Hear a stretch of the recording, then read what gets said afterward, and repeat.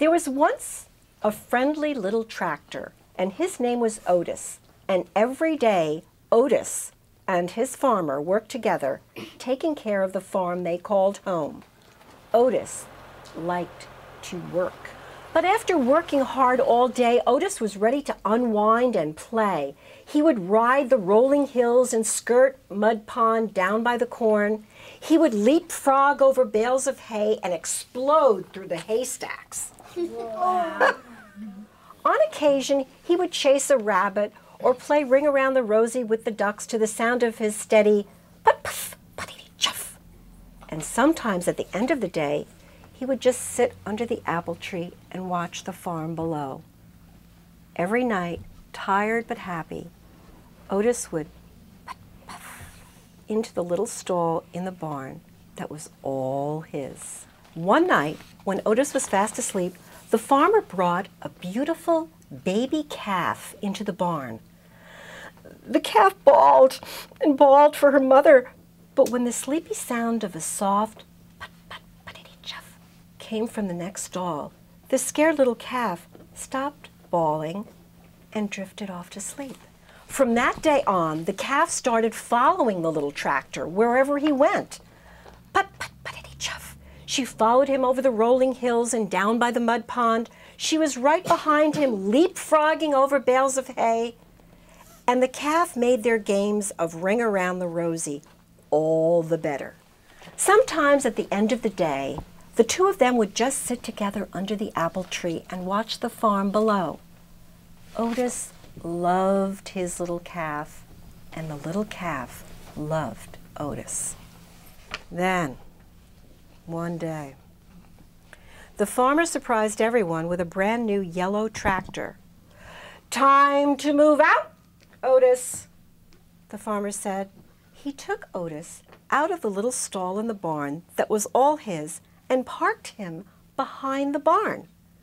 Then he backed the big yellow tractor into the stall next to the little calf. But the calf, he didn't like the yellow tractor. He had a deep, rumbling snore that shook the stall when he slept, and there was no one to purr the little calf gently to sleep, no one to spend her days with. And Otis could not even see his farm as the weeds began to cover his tires. His friends often sat with him, but the calf could not get him to play like in the old days. It was early summer when the farmer discovered a poster which said, "Who has the prettiest calf in the land? The judges will decide at the county fair and award a blue ribbon to the winner." The farmer knew the answer. He would show his little calf. But on the morning of the fair, the little calf was nowhere to be found. She had wandered down by the mud pond, by the cornfield, to cool off, for it was a very hot day. When she waded into the deep muddy water, her feet sank, and with every step, she sank deeper and deeper and deeper. The little calf was stuck in Mud Pond. "Get the hands!" the farmer shouted when he saw her. All the farmers, they all came running with their ropes, but the more they tugged, the more stuck the calf got. "Get the big yellow tractor!" the farmer shouted. "He can save her." But the big yellow tractor just scared the little calf. She sank in deeper and deeper and deeper. And now nearby farmers began to gather. "Then call Fire Chief Douglas and the fire trucks," the farmer shouted. "They can save our little calf." But the sight of the big red fire truck startled the little calf even deeper. The farmer was fit to be tied if the farmhands and the big tractor and even Fire Chief Douglas and his fire truck couldn't save the little calf. Who could? Suddenly, the little calf's ears perked up. Over the hum of the growing crowd came a faint sound in the distance, a soft, rhythmic purr-purr.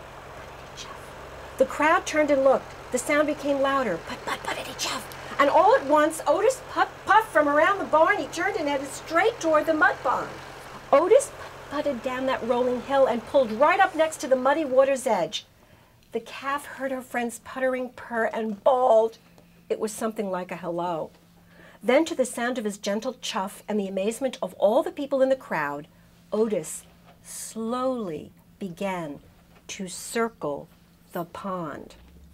He circled, and the little calf turned and turned, never taking her eyes off her friend.